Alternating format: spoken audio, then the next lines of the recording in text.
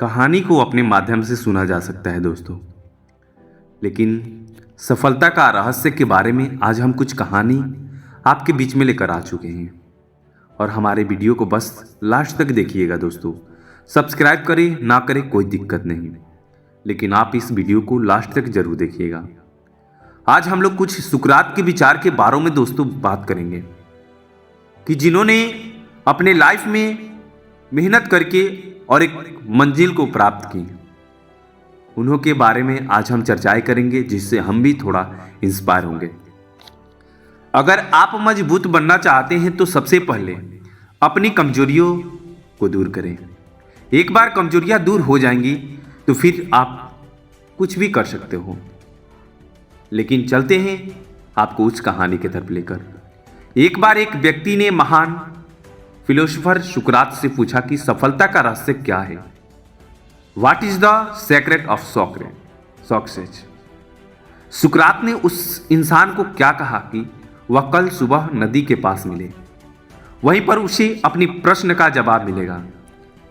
जब दूसरे दिन सुबह वह व्यक्ति नदी के पास मिला तो सुकरात ने उसको नदी में उतरकर नदी की गहराई मापने के लिए कहा।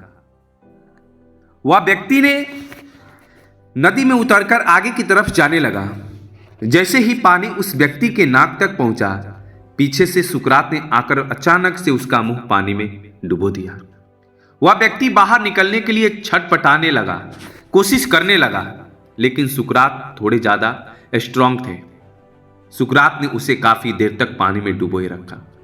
कुछ समय बाद सुकरात ने उसे छोड़ दिया और उस व्यक्ति ने जल्दी से अपना पानी से मुंह बाहर निकाला, जल्दी से सांस ली।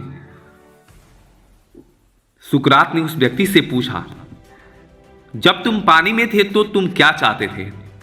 व्यक्ति ने कहा, जल्दी से बाहर निकलकर सांस लेना चाहता। सुकरात ने कहा, यही तुम्हारे प्रश्न का उत्तर है। जब तुम सफलता को उतने ही तीव्र इच्छा से चाहोगे जितनी तीव्र इच्छा से तुम सांस लेना चाहते हैं, तो तुम्हें सफलता निश्चित रूप से मिल जाएगी। यही कहा जाता है।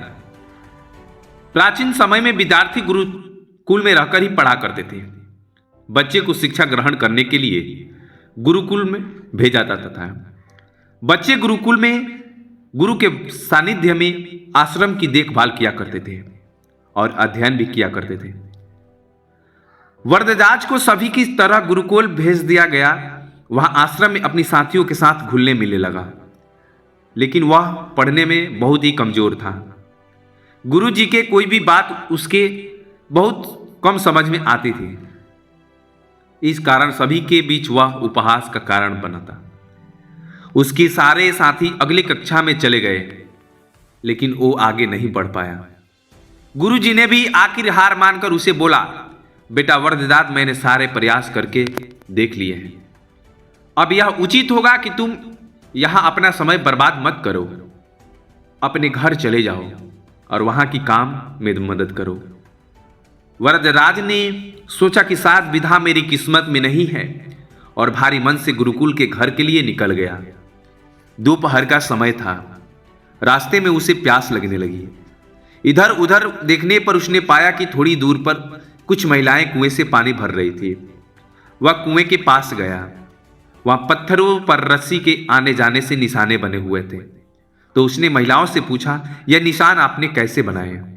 तो एक महिला ने जवाब दिया, बेटे, यह निशान हमने बनाए नहीं है। यह तो पानी खींचते समय इस कोमल रस्सी के बार बार आने जाने से ठोस पदार्थ पर भी ऐसे निशान बन गए हैं। वरदराज सोच में पड़ गया। उसने विचार किया कि जब एक कोमल से रस्सी के बार बार आने जाने से एक ठोस पत्थर गहरे निशान बना सकते हैं, तो निरंतर अभ्यास में विधा ग्रहण क्यों नहीं कर सकता। वरदराज ढेर सारे उत्साह के साथ वापस गुरुकुल आया और अथक कड़ी मेहनत की। गुरुजी ने भी खुश होकर भरपूर सहयोग किया।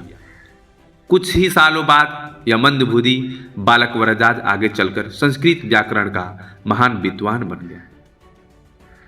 शिक्षा दोस्तों, अभ्यास की शक्ति का तो कहना ही क्या है। यह आपके हर सपने को पूरा करेगी। अभ्यास बहुत जरूरी है, चाहे वो खेल में हो या पढ़ाई में। किसी और चीज में बिना अभ्यास के आप सफल नहीं हो सकते। अगर आप भी बिना अभ्यास के केवल किस्मत के भरोसे बैठे रहोगे तो आखिर में आपको पछतावे के सिवा और कुछ हाथ नहीं लगेगा। इसलिए अभ्यास के साथ धैर्य, परिश्रम और लगन रखकर आप अपनी मंजिल की ओर पाने के लिए जुट जाइए। धन्यवाद दोस्तों, जो आपने हमारे इस इंपॉर्टेंट वीडियो को देखे और अपना समय को मेरे पास दिए, इसके लिए तहे दिल से धन्यवाद। आप खुश रहिए, आपका पूरा परिवार खुश रहे मेरे दोस्त।